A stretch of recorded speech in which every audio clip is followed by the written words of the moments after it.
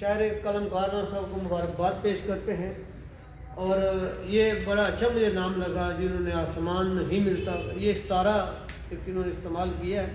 اس کا مطلب ہے کہ یہ جو مشکلیں ہیں وہ کوئی بندہ آسانی سے ان تک نہیں پہنچ سکتا۔ ہر چیز دور کی جو چیز ہوتی ہے، جیسے ان کو اپنی محبوبہ ابھی تک نہیں مل رہی، ان کے لیے آسمان بن گئی ہے، تو ہماری دعا ہے کہ وہ ان کو مل جائے۔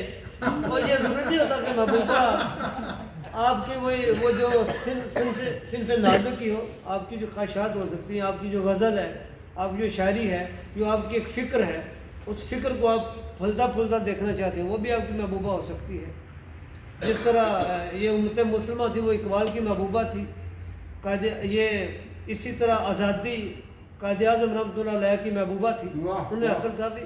تو یہ کئی شاعری میں کئی معنی ہوتے ہیں، ہم صرف محبوبہ کو آپ ان کو ڈیفینڈ کیوں کر رہے ہیں؟ ہاں جی آپ ان کو ڈیفینڈ کیوں کر رہے ہیں؟